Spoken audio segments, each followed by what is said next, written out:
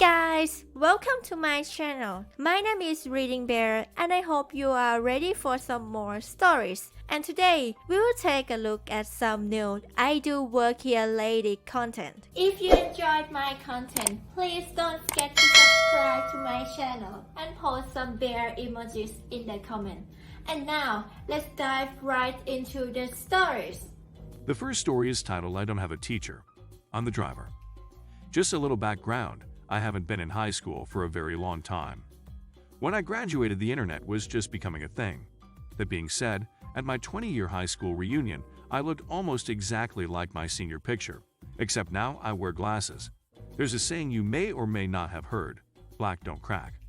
This saying describes me to a T. I'm constantly met with disbelief when people find out I have children and have been married for nearly 20 years. At the time of this story, I was driving a school bus. This can be either an awesome job or hell. It depends on who you drive for and the school districts in equal measure. The fun thing about being a bus driver is field trips. As the driver, nearly wherever you take the kids you get to get in for free because you brought them. So amusement parks, museums, zoos, etc.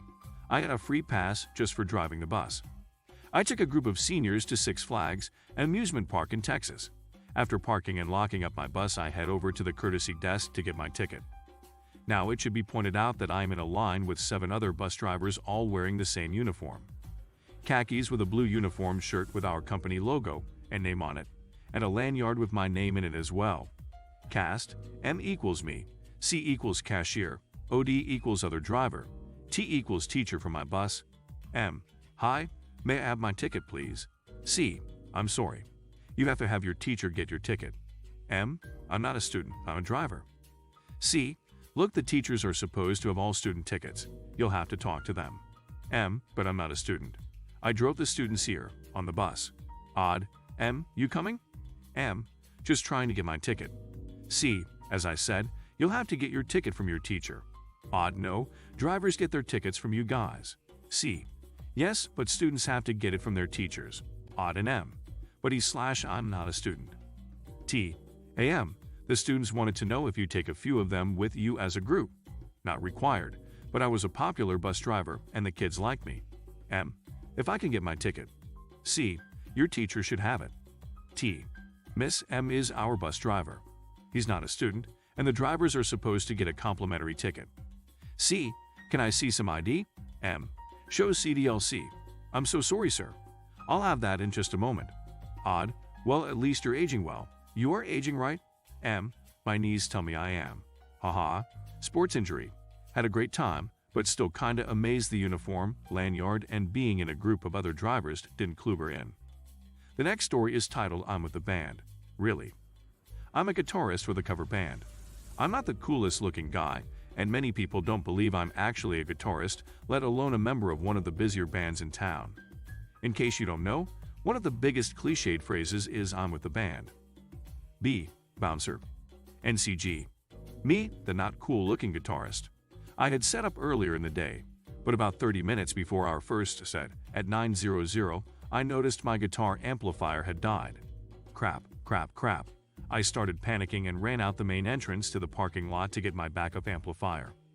On exiting, I told the bouncer I was in the band and needed to get something from my car. 5 minutes later, carrying my 60-pound amp, I tried to get back in. B: Hey, back of the line. NCG: I just came out 5 minutes ago, and I told you I was with the band. Really? I'm with the band. B looks me up and down and obviously doesn't believe me. After all, logic dictates that all normal guests carry 60-pound guitar amps. Therefore, I'm just another a-hole trying to cut in line. People in lineup start laughing and shout, "Let us in. We're with the band." I start arguing, but still no luck, and the bouncer is getting pissed off. Singer calls me at 8:55 asking, "Where the duck are you?" I explain. Singer comes out and bouncer doesn't believe him. At 9:15, we are now 15 minutes late for our first set, and the singer and bar manager come out. Bar manager absolutely rips the bouncer a new one in front of a line of 50 people. And that is my story of how I had to use the most cliched phrase in rock band history. The next story is titled No, We Won't Help With Your Internet Teeth. I am a third-generation majority owner of a dental laboratory. We make the dentures, partials, crowns, and other things that a dentist puts in your mouth. I'm a grown man, 40, with a full beard. I don't know if you've noticed, but there's this virus going around currently, and our industry is all but shut down. This last week, I had to lay off the majority of my staff, and it was painful. So Thursday afternoon, I grabbed some beers for the remaining staff, and we drank a few while we did stuff. Due to our near shutdown, I'm in jeans and a college tee. Our business is not public-facing. We don't even have a real sign, shopping center, just a building somewhere off the main road. This is the scenario Thursday when Karen walks in. She immediately dumps her bag on the receiving bench as I'm getting up from my bench and walk over. "Kay, hey, I need y'all to help me." Now, occasionally a patient is sent to us for a repair from a local clinic to get something done faster. Sometimes we even have to accept a prosthetic straight from someone's mouth. "This is what I'm expecting." Karen pulls a box with that uniquely Chinese blue-yellow gradient packaging and lettering from her purse. I know something is weird immediately. "Kay, I ordered these teeth online, and it says you just need to put them in warm water, but I can't figure it out." Yes, Karen has fallen for some ad on Facebook or somewhere for a new smile at home for only $1.25. The package inside the box she pulled out even has a fake logo on it from a reputable manufacturer. I will refer to said brand as Quick Teeth to avoid sullying their name. You might even know it. I still haven't said a word. She's still talking. "Kay, it's Quick Teeth. Do you know Quick Teeth?" At this she opens the box and the most garishly bad, bright white monstrosity emerges. It's the same material as those fake vampire teeth we had as kids. It's bad. Me, yes ma'am. I know Quick Teeth. We actually sell Quick Teeth. Those aren't Quick Teeth. Kay. Oh, they're not? Well, I got a really good deal with them. I found them online. Only $1.25, but I can't get them to work. You have to help me. Me? No, I don't. You bypassed the whole of dentistry to buy those, and now you're in a dental lab. I am not a medical professional. I can't see patients anyway without a prescription from a clinician, and you don't have one. Go see a dentist. Kay tells rambling story about moving soon. Well, I just need something quickly. I know the owner is here. Now, something comes flooding back to me. She knows where we are because she applied to a driver job over 2 years ago. She wasn't employable then, so I forgot her. Me, lady, I'm the owner. Record scratch, Kay. Oh, well, you look good. Have you lost weight? I didn't recognize you. Me, no, I'm wearing jeans. Kay. Oh, well, insert rambling story about needing her teeth fixed and how many dentists she has seen in her life. Me, silent, staring. Kay. Okay. Well, I won't bother you anymore. She put out her hand to shake. We aren't doing that. The virus. Exit stage left. I wiped down everything with Clorox wipes that she had touched. Just wow. The next story is titled "I Was the Boss's Son. Had an entitled employee on my crew make a mistake." Super long, so apologies. A little background. My father owns a telecommunications repair company, and before that he worked in the industry for years, and since I hated daycare I spent every summer helping him and learning to weld, rig cell phone tower antennas, crap like that. By the time I was 19 and dropped out of college, I decided to go get my certifications and ask my dad for a job. Well, he got a huge contract and hired 5 brand new guys with myself and another veteran that's been working for him for years as crew leads to run all the repair projects.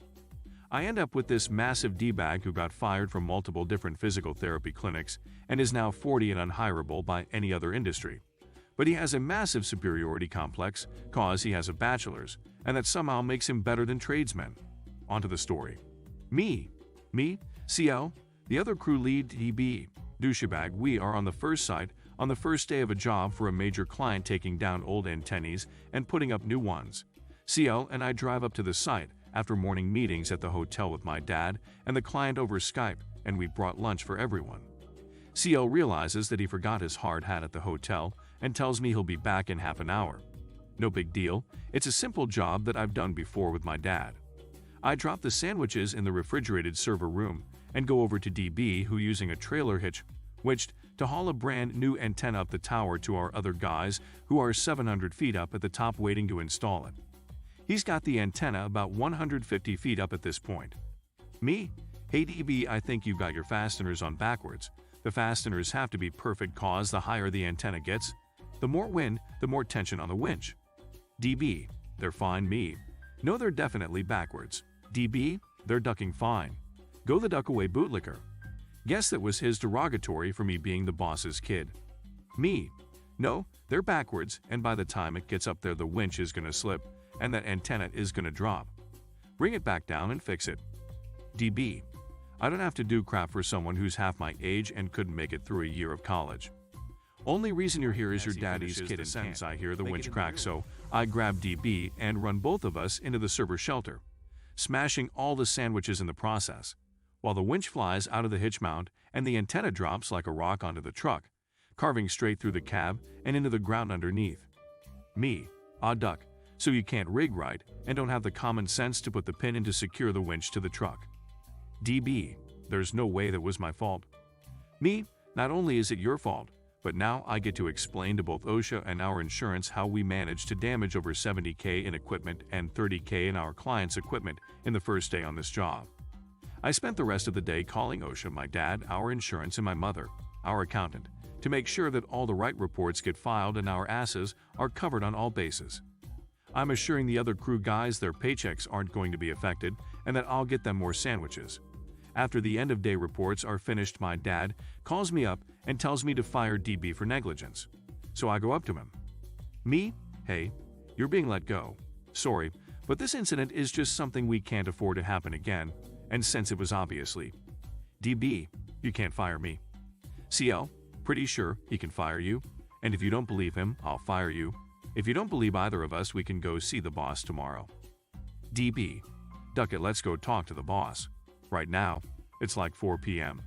We drive 3 hours, interrupt my family's dinner, and then sit there smugly on the couch in my dad's home office while he literally screams at this guy about costing him $100K and maybe a lost contract and basically tells the guy he's filing a civil suit for negligence, since I specifically came and told him he was doing something incorrectly.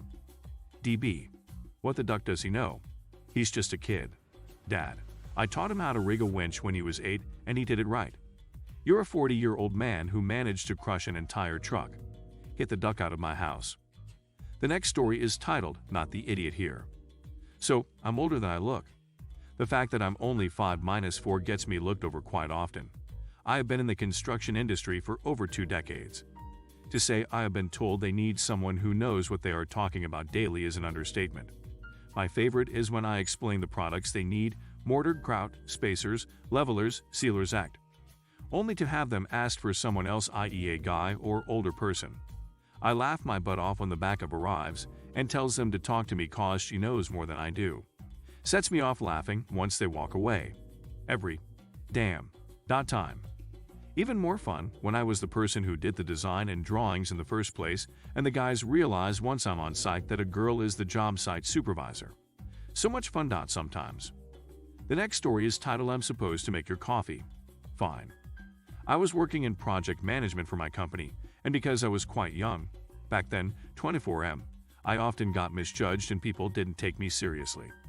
Imagine a guy looking very young, quite slim, usually not very loud, all in all average. So we started a new project at that time for which I was assigned project manager, my very first time officially so. Already at that time, we mostly did WFH, and because we didn't have video calls, just regular phones, not many people knew me in my face. Also, the project with ~50 people didn't make the situation easier. So because of a delay in a sub-project and other things, we had a meeting with the responsible people. We tried email in the past, but man, those guys were resistant to friendly reminders. Hence the meeting, and I made sure we had the meeting in person. Colleagues made the experience. If you want people to do what you want, and they are a bit resistant, meet in person.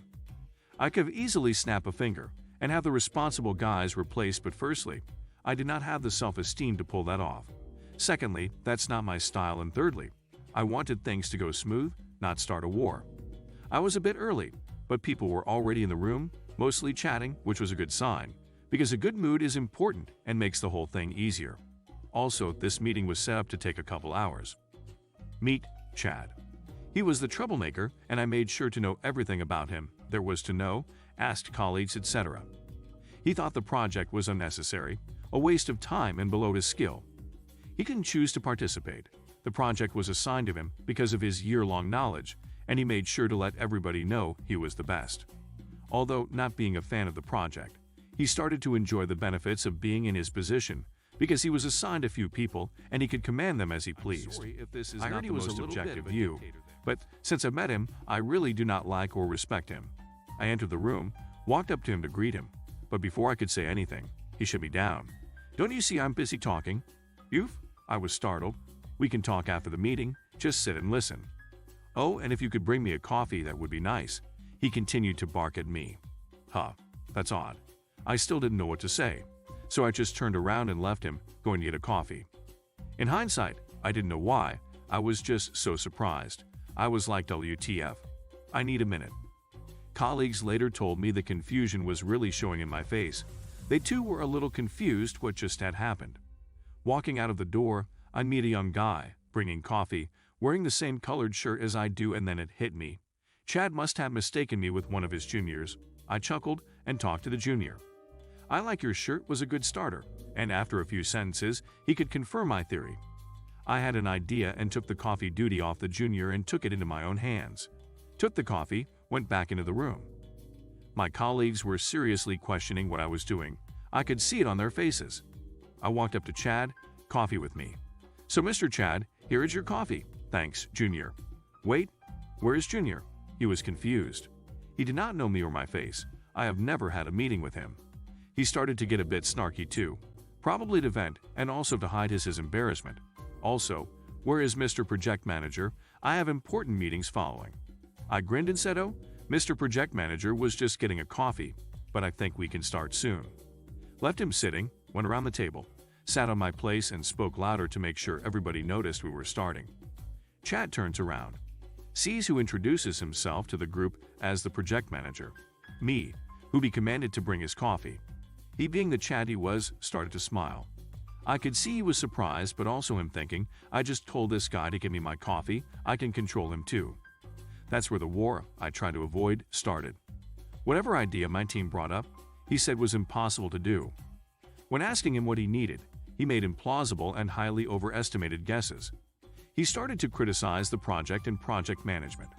Said the staffing was bad and how anybody in their right mind could put a person like me on this position. I can only assume he meant my age and my weak response.